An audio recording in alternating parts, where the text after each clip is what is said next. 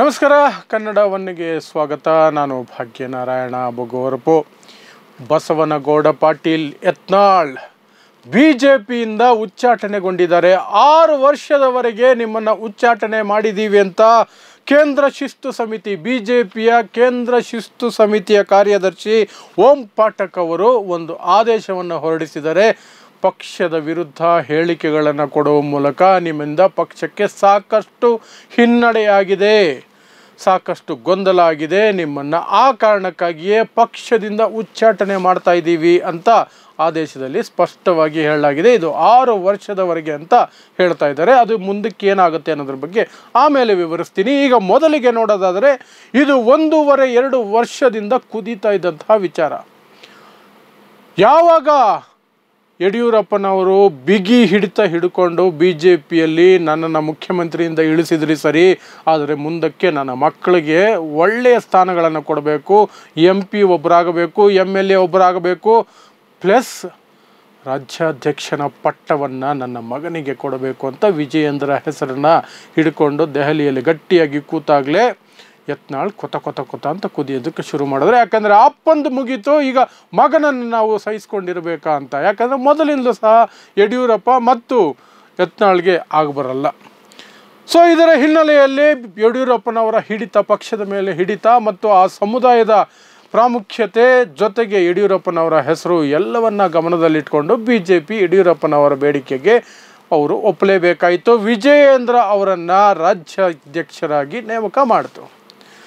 ನೇಮಕ ಮಾಡಿದ ಕ್ಷಣದಿಂದಲೇ ಯತ್ನಾಳ್ ತಿರುಗಿಬಿದ್ರು. ನಾನು ಯಾವುದೇ ಕಾರಣಕ್ಕೂ, ಅವನು ಏಕವಚನದಲ್ಲೇ ಮಾತಾಡ್ತಿದ್ದು ವಿಜಯೇಂದ್ರಗೆ, ಅವನ ನೇತೃತ್ವದಲ್ಲಿ ಕೆಲಸ ಮಾಡಲ್ಲ, ಅವನನ್ನು ರಾಜ್ಯಾಧ್ಯಕ್ಷ ಅಂತ ನಾನು ಒಪ್ಕೊಳ್ಳೋದಿಲ್ಲ, ಅವನೊಬ್ಬ ಭ್ರಷ್ಟ, ಅವನು ಬಚ್ಚ, ಅವನು ಹೊಂದಾಣಿಕೆ ರಾಜಕಾರಣ ಮಾಡ್ತಾನೆ ಕಾಂಗ್ರೆಸ್ ಜೊತೆಗೆ, ಅವನು ಯಾವನು ನನಗೆ ಆರ್ಡರ್ ಮಾಡೋದಕ್ಕೆ, ಅವನು ಕೊಡುವ ಯಾವ ಆರ್ಡರ್ಸನ್ನು ನಾನು ಫಾಲೋ ಮಾಡಲ್ಲ, ಅವನು ರಾಜ್ಯಾಧ್ಯಕ್ಷ ಅಂತ ನಾನು ಒಪ್ಕೊಳ್ಳೋದೇ ಇಲ್ಲ, ಅವನನ್ನು ಕಿತ್ತು ಬಿಸಾಕಲೇಬೇಕು, ಬಿಸಾಕ್ತೀನಿ ಸಹ, ಒಂದಲ್ಲ ಒಂದು ದಿನ ಅವನನ್ನು ನಾನು ಆ ಅಧ್ಯಕ್ಷ ಸ್ಥಾನದಿಂದ ಕಿತ್ತು ಬಿಸಾಕ್ತೀನಿ ಅಂತ ಆವತ್ತಿನಿಂದ ಯತ್ನಾಳ್ ಹೇಳ್ತಾನೆ ಇದ್ರು. ಯತ್ನಾಳ್ ಜೊತೆಗೆ ಒಂದಷ್ಟು ಜನರು ಸಹ ನಿರಂತರವಾಗಿ ಸೇರ್ಕೊಳ್ತಾನೆ ಇದ್ರು. ಆರಂಭದಲ್ಲಿ ರಮೇಶ್ ಜಾರಕಿಹೊಳಿ ಅವ್ರ ಜೊತೆಯಲ್ಲಿದ್ದರು, ಆ ನಂತರ ಸಾಕಷ್ಟು ಜನ ಬಂದು ಸೇರಿಕೊಂಡ್ರು. ಅವ್ರಿಗೆ BP ಹರೀಶ್ ಇರಬಹುದು, ಮತ್ತು ನಮ್ಮ ಲಿಂಬಾವಳಿ ಇರಬಹುದು, ಸಾಕಷ್ಟು ಜನ ಸೇರಿಕೊಂಡ್ರು. ಅವರು ನಿರಂತರ ಪ್ರಯತ್ನಗಳನ್ನು ಮಾಡ್ತಾನೆ ಇದ್ರು. ಆಗ BJPಗೆ ಇಬ್ಬಗೆಯ ತೊಂದರೆ ಆಗಿತ್ತು ಅಥವಾ ಸಂಕಟ ಆಗಿತ್ತು.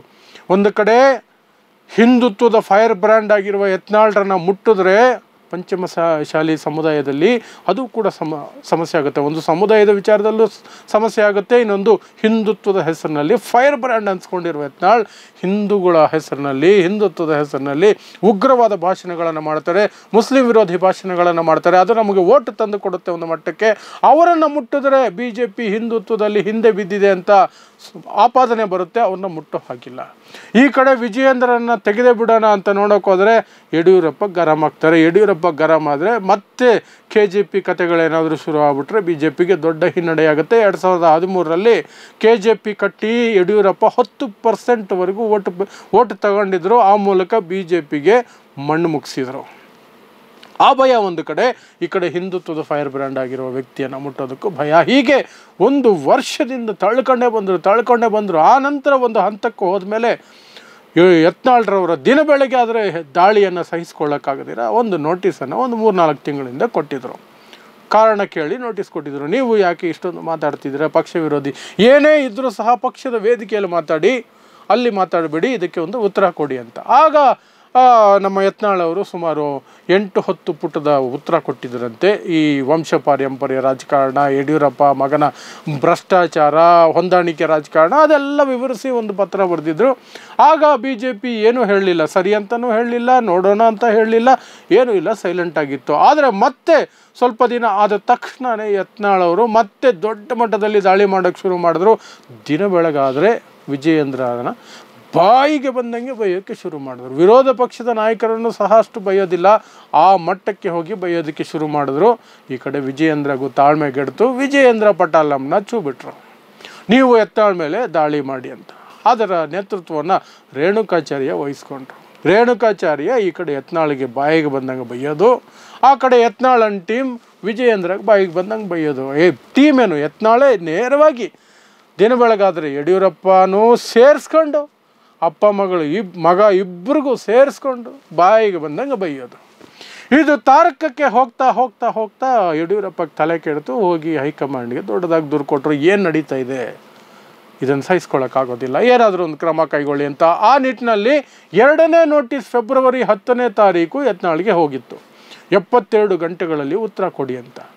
ಯತ್ನಾಳು ಒಂದು ಕಡೆ ಮೀಡಿಯಾ ಮುಂದೆ ಬಂದು ಅದಕ್ಕೆಲ್ಲ ನಾನು ಕೇರ್ ಮಾಡಲ್ಲ, ಉತ್ತರನೂ ಕೊಡಲ್ಲ, ನಾನ್ ಸೆನ್ಸ್ ಅಂತ, ಅಂದರೆ ನಾನು ಕೇರೇ ಮಾಡಲ್ಲ, ಅವ್ರಿಗೆ ತಾಕತ್ತಿದ್ರೆ ದಮ್ಮಿದ್ರೆ ನಾನು ಉಚ್ಚಾಟನೆ ಮಾಡಲಿ ಅನ್ನೋ ಮಟ್ಟಕ್ಕೆ ಯತ್ನಾಳಿದ್ರು. ಆದರೆ ಒಳಗೊಳಗೆ ಹೋಗಿ ಉತ್ತರ ಕೊಟ್ಟು ಬಂದರು, ಕದ್ದು ಮುಚ್ಚಿ ಉತ್ತರ ಕೊಟ್ಟು ಏನೋ ಮಾಡ್ಕೊಂಡು ಬಂದರು.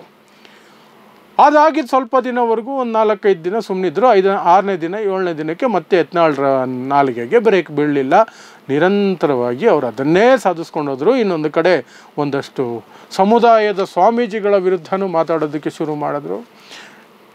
ಒಂದು ಕಡೆ ಹಿಂದುತ್ವದ ಕೆಲಸ ಮಾಡೋದು, ಆ ವಕ್ಫ್ ಬೋರ್ಡ್ ವಿಚಾರವಾಗಿ ಏನೋ ಓಡಾಡಿ ಅದಕ್ಕೊಂದಷ್ಟು ರಾದ್ಧಾಂತ ಮಾಡಿ ರೈತರು ವಿಚಾರ ಹೇಳ್ಕೊಂಡು ಬಂದು ಏನೇನೋ ಕಥೆಗಳನ್ನು ಕಟ್ಟಿ ಅದಕ್ಕೊಂದು ವರದಿ ಮಾಡಿ ಹೈಕಮಾಂಡ್ ಕೊಟ್ಟು ಹೈಕಮಾಂಡಿಂದ ಶಬಾಸ್ ಹಂಚ್ಕೊಳ್ಳೋದು. ಈ ಕಡೆ ವಿಜಯೇಂದ್ರ ವಿರುದ್ಧ ಬಾಯಿಗೆ ಬಂದಂಗೆ ಮಾತಾಡೋದು. ಸೊ ಇದೆಲ್ಲದರ ನಡುವೆ ಈಗ ಅವರ ಉಚ್ಚಾಟನೆ ಆಗಿದೆ, ಯತ್ನಾಳ್ ಅವರ ಉಚ್ಚಾಟನೆ ಆಗಿದೆ. ಯತ್ನಾಳ್ರನ್ನ ಉಚ್ಚಾಟನೆ ಮಾಡುವ ಸಂಕೇತಗಳು ಕಳೆದ 1-1.5 ತಿಂಗಳಿಂದನೂ ಬರ್ತಾ ಇತ್ತು. ಆದರೆ ಯತ್ನಾಳ್ ಒಂದು ಬೆದರಿಕೆ ಹಾಕಿ ಅದನ್ನು ತಡೆದಿದ್ರು. ಏನು ಅಂದರೆ, ನನ್ನನ್ನು ಉಚ್ಚಾಟನೆ ಮಾಡೋ ಹಾಗಿದ್ರೆ ಮಾಡಿ, ವಿಜಯೇಂದ್ರನಂತೂ ನಾನು ರಾಜ್ಯಾಧ್ಯಕ್ಷ ಅಂತ ಒಪ್ಕೊಳ್ಳೋದಕ್ಕೆ ಸಾಧ್ಯನೇ ಇಲ್ಲ. ನನ್ನನ್ನು ಉಚ್ಚಾಟನೆ ಮಾಡ್ತೀರಾ ಮಾಡಿ, ನಾನು ಹಿಂದುತ್ವದ ಹೆಸರಿನಲ್ಲಿ ಆ ತತ್ವ ಸಿದ್ಧಾಂತದ ಮೇಲೆ ಇನ್ನೊಂದು ಪಕ್ಷ ಕಟ್ತೀನಿ, ಆಮೇಲೆ ನಿಮ್ಮ ಇಷ್ಟ. ಆಗ BJP ಹೈಕಮಾಂಡ್ ಹೆದರ್ಕೋಬೇಕಾಯಿತು. ಯಾಕಂದರೆ ಅವರಿಗೆ ಒಂದು ಎಕ್ಸ್ಪೀರಿಯೆನ್ಸ್ ಯಡಿಯೂರಪ್ಪ KJP ಕಟ್ಟದಾಗ ಆಗಿತ್ತು. 10% ವೋಟುಗಳನ್ನು ಅವರು ತಗೊಳ್ಳೋ ಮೂಲಕ 2013ರಲ್ಲಿ ಪೆಟ್ಟು ಕೊಟ್ಟಿದ್ರಲ್ಲ. ಆ ಹೆದರಿಕೆಯಲ್ಲಿ ಸ್ವಲ್ಪ ತಾಳ್ಮೆಯಿಂದನೇ ಬರ್ತಾಯಿದ್ರು. ಆದರೆ ಬರ್ತಾ ಯತ್ನಾಳ್ರ ಮಾತುಗಳು, ಅವರ ಪಟಾಲ ದೊಡ್ಡದಾಗ್ತಾ ಹೋಯಿತು. ಈ ಕಡೆ ಬಂಗಾರಪ್ಪ ಮಗ ನಮ್ಮ ಕುಮಾರ್ ಬಂಗಾರಪ್ಪ, ಇನ್ನೊಂದಷ್ಟು ಜನ BP ಹರೀಶು, ಇವರು ಸಹ ಮಾತಾಡೋದಕ್ಕೆ ಶುರು ಮಾಡಿದ್ರು. ಎಲ್ಲ ಸೇರಿಕೊಂಡು ಕಂಪ್ಲೀಟಾಗಿ BJP ಒಡೆದ ಮನೆ ಆಗೋಯ್ತು, 2 ಭಾಗ ಆಗೋಯ್ತು. ವಿಧಾನಸಭೆಯಲ್ಲೂ ಸಹ ಅದು ಎದ್ದು ಕಾಣ್ತಾ ಇತ್ತು. ಸೊ ವಿಧಿ ಇಲ್ಲದೆ ಈಗ ಧೈರ್ಯ ಮಾಡಿ BJP ಹೈಕಮಾಂಡ್ ಅವರನ್ನು ಉಚ್ಚಾಟನೆ ಮಾಡಿದೆ. ಹಾಗಾದರೆ ಯತ್ನಾಳ್ ಭವಿಷ್ಯ ಏನು? ನಿನ್ನೆನೋ ಮೊನ್ನೆನೋ ಪಾಪ ಎಲ್ಲೋ ಗುಡುಗ್ತಾ ಇದ್ರು, ಹಿಂದುತ್ವದ ಫೈರ್ ಬ್ರ್ಯಾಂಡ್ ಮಿಸ್ಟರ್ ಯತ್ನಾಳ್ 1000 ಬುಲ್ಡೋಸರ್ಗಳು JCBಗಳನ್ನು ಪರ್ಚೇಸ್ ಮಾಡ್ತೀನಿ, ನಾನು ಮುಖ್ಯಮಂತ್ರಿ ಆದರೆ ಅವ್ರ ಮೇಲೆ ಹತ್ತಿಸ್ತೀನಿ, ಅಂದರೆ ಮುಸ್ಲಿಮರ ಮೇಲೆ. ಈ ಒಂದು ಡೈಲಾಗ್ಗಳನ್ನು ಹೇಳ್ತಾ ಇದ್ರು. ಈಗ ಪಾಪ ಅದು ಯಾವ ಸಂತೆಯಲ್ಲಿ ಹೋಗಿ ಪ್ಲಾಸ್ಟಿಕ್ ಬುಲ್ಡೋಸರ್ ಮಾರ್ಕೋಬೇಕೋ ಗೊತ್ತಿಲ್ಲ ಅವ್ರ ಪರಿಸ್ಥಿತಿಗೆ. ಒಂದು ಕಡೆ ನಾ ಉದರ್ಕ ಅಂತಂಗಾಯಿತು. ಅದು ಹೇಳೋದು ಸುಲಭ, ಇನ್ನೊಂದು ಪಕ್ಷ ಕಟ್ತೀನಿ ಏನೋ ಮಾಡ್ತೀನಿ ಅಂತ. ಅವರು ವೈಯಕ್ತಿಕವಾಗಿ ಅವರ ಜೀವನಕ್ಕೆ ಏನು ತೊಂದರೆ ಇಲ್ಲ, ಒಳ್ಳೆ ದುಡ್ಡಿದೆ, ಒಳ್ಳೆ ಬಿಸ್ನೆಸ್ ಮ್ಯಾನ್, ಫ್ಯಾಕ್ಟ್ರಿ ಇದೆ, ಎಲ್ಲ ಇದೆ, ಏನೂ ಸಮಸ್ಯೆ ಆಗೋದಿಲ್ಲ. ಸೇಮ್ ಲೈಕ್ ಮಿಸ್ಟರ್ ಈಶ್ವರಪ್ಪನೂ ಒಳ್ಳೆ ದುಡ್ಡು ಇಟ್ಕೊಂಡಿದ್ದಾರೆ. BJPಯಲ್ಲಿ ತಮಗೆ ಟಿಕೆಟ್ ಸಿಗದಾಗ ಸೈಲೆಂಟ್ ಆಗಿದ್ರು. ಯಾಕಂದರೆ ಇನ್ನು ಮುಂದಕ್ಕೆ ನೆಕ್ಸ್ಟು ಮಗನಿಗೆ ಟಿಕೆಟ್ ಕೇಳೋಣ ಅಂತ.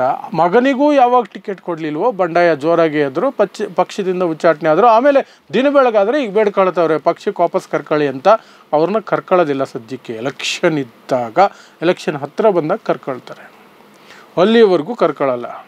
ಇದು ನಾರ್ಮಲ್. ಈಗಲೂ ಸಹ 6 ವರ್ಷ ಅಂತ ಯತ್ನಾಳ್ಗೆ ಹೇಳಿದಾರಲ್ಲ, ಅದು 2 ವರ್ಷ 1.5 ವರ್ಷಕ್ಕೆ ವಾಪಸ್ ಕರ್ಕೊಳ್ತಾರೆ. ಎಲೆಕ್ಷನ್ ಟೈಮ್ಗೆ 2028 2028ರ ವಿಧಾನಸಭಾ ಚುನಾವಣೆಗಳಿರುತ್ತಲ್ಲ, ಆ ಟೈಮ್ಗೆ ವಾಪಸ್ ಕರ್ಕೊಳ್ತಾರೆ. ಎಲ್ಲ ಪಕ್ಷದವರು ಅದನ್ನೇ ಮಾಡೋದು.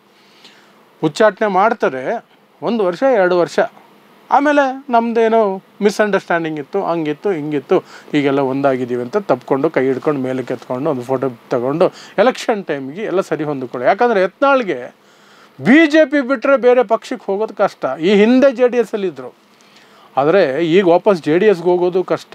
ಕಾಂಗ್ರೆಸ್ಗಂತೂ ಹೋಗೋಕೆ ಆಗಲ್ಲ. ಯಾಕೆಂದರೆ ಅವರು ಒಂದು ರೂಟ್ ಇಟ್ಕೊಂಡು ಬಿಟ್ಟಿದ್ದಾರೆ.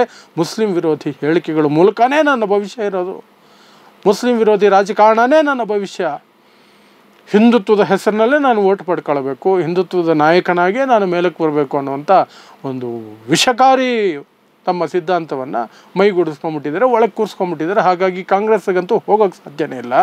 ಈ ಕಡೆ JDSನವರು ಒಂದು ಕಡೆ ತಕ್ಕಡಿ ಇದ್ದಂಗೆ, ಆ ಕಡೆ ಈ ಕಡೆ ಆ ಕಡೆ ಕಪ್ಪೆನ ತಕ್ಕಡಿ ಇಲ್ಲ ಹಾಕದಂಗೆ ಅವರು 2 ದಿನ BJP ಜೊತೆಯಲ್ಲಿದ್ದಾಗ ಏನೇನೋ ಬೇರೆ ಕತೆ ಹೇಳ್ತಾರೆ, ಮುಸ್ಲಿಮರ ವಿರುದ್ಧವಾಗಿ ಹೇಳಿಕೆಗಳು ಎಲ್ಲ ಕೊಡ್ತಾರೆ. ಈ ಕಡೆ ಸಪ್ರೇಟ್ ಆದಾಗ ಅಥವಾ ಕಾಂಗ್ರೆಸ್ ಮೈತ್ರಿಗೆ ಬಂದಾಗ ನಾವು ಮುಸ್ಲಿಂ ಆಗಿ ಹುಟ್ಟಬೇಕು ಮುಂದಿನ ಜನ್ಮದಲ್ಲಿ, ಮುಸ್ಲಿಮರಿಗೆ ಮೀಸಲಾತಿ ಕೊಟ್ಟಿರೋದೆ ನಾವು, ಮುಸ್ಲಿಮರನ್ನು ಮುಟ್ಟಿದ್ರೆ ನಾವು ಬಿಡೋಲ್ಲ ಅಂತ ಡೈಲಾಗ್ ಹೊಡಿತಾರೆ. ಅಂತಹ ಪಕ್ಷಕ್ಕೆ ಯತ್ನಾಳ್ ಹೋಗೋದಕ್ಕೆ ಸಾಧ್ಯ ಇಲ್ಲ, ಕಾಂಗ್ರೆಸ್ನಲ್ಲಿಗೆ ಬರೋದಕ್ಕೆ ಸಾಧ್ಯ ಇಲ್ಲ. ಹಾಗಾಗಿ ಇದ್ದರೆ ಯತ್ನಾಳ್ ಇಂಡಿಪೆಂಡೆಂಟ್ ಆಗಿರಬೇಕು, ಸ್ವತಂತ್ರ ಪಕ್ಷ ಹಿಂದುತ್ವದ ಹೆಸರಿನಲ್ಲಿ ನಡೆಸ್ಕೊಂಡು ಹೋಗಬೇಕು, ಇಲ್ಲ BJPಗೆ ವಾಪಸ್ ಬರಬೇಕು. ಕೊನೆ ಕ್ಷಣದಲ್ಲಿ ಚುನಾವಣಾ ಸಂದರ್ಭದಲ್ಲಿ ಅದು ಇದು ಆಗಿ ವಾಪಸ್ ಬರ್ತಾರೆ. ಅಲ್ಲಿಯವರೆಗೂ ಏನೋ ಒಂದು ಪಡೆನೋ ಒಂದು ಪಕ್ಷನೋ ಏನೋ ಒಂದು ಕಟ್ಕೊಂಡು ಹಿಂದುತ್ವದ ಹೆಸರಿನಲ್ಲಿ ತಮ್ಮ ನಿರಂತರವಾದ ಈ ದ್ವೇಷ ಭಾಷಣಗಳನ್ನು ಮುಂದುವರ್ಸ್ಕೊಂಡು ಹೋಗ್ತಾರೆ. ಸೊ ದಟ್ ಈ ಹಿಂದುತ್ವದಲ್ಲಿ ನಂಬಿಕೆ ಇಟ್ಕೊಂಡಿರೋರು, ಅದರಿಂದ ಬ್ರೈನ್ ವಾಶ್ ಆಗಿರೋರು ಇರ್ತಾರಲ್ಲ, ಆ ಮತದಾರರು ಮತ್ತು ಆ ಸಪೋರ್ಟರ್ಸು ಯತ್ನಾಳ್ ಬೇಕು BJPಗೆ, ಯತ್ನಾಳ್ ಬೇಕು BJPಗೆ ಅನ್ನುವ ಘೋಷಣೆಗಳನ್ನು ಆಗ ತಳ್ತಾ ಇರಬೇಕಲ್ಲ. ಆ ಕಾರಣಕ್ಕೆ ಆ ಒಂದು ವಿಚಾರವನ್ನು ಮುಂದಿಟ್ಕೊಂಡು ಇವರು ರಾಜಕಾರಣವನ್ನು ಮಾಡ್ಕೊಂಡಿರ್ತಾರೆ. ಇದು ಯತ್ನಾಳ್ರ ನೆಕ್ಸ್ಟು 1-1.5 ವರ್ಷದ ನೆಕ್ಸ್ಟ್ ಪ್ಲ್ಯಾನ್ ಆಗಿರುತ್ತೆ. ಸೊ ಅಲ್ಲಿಯವರೆಗೆ ಏನೂ ಕೂಡ BJPಯವರು ವಾಪಸ್ ಕರೆಯೋದಿಲ್ಲ. ಚುನಾವಣೆ ಹತ್ತಿರ ಬರಲಿ, ಬೋತ್ ಯತ್ನಾಳ್ ಮತ್ತು ಈಶ್ವರಪ್ಪ ಇಬ್ಬರೂ ವಾಪಸ್ ಕರ್ಕೊಳ್ತಾರೆ. ರೆಡ್ಡಿನೇ ಕರ್ಕೊಂಡಿದ್ದಾರಂತೆ, ಇವ್ರನ್ನ ಕರ್ಕೊಳ್ಳಲ್ವಾ? ಖಂಡಿತ ಕರ್ಕೊಳ್ತಾರೆ.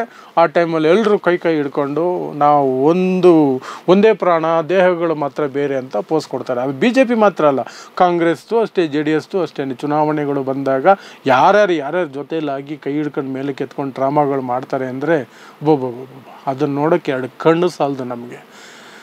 ಬಿಡಿ, ಅದೊಂದು ರೀತಿ ವಿಚಿತ್ರ ರಾಜಕಾರಣ. ಒಟ್ಟಿನಲ್ಲಿ ಇವತ್ತಿನ ಲೇಟೆಸ್ಟ್ ನ್ಯೂಸ್ ಏನು ಅಂದರೆ ಯತ್ನಾಳ್ ಅವರನ್ನು 6 ವರ್ಷದವರೆಗೆ BJPಯಿಂದ ಉಚ್ಚಾಟನೆ ಮಾಡಿದ್ದಾರೆ.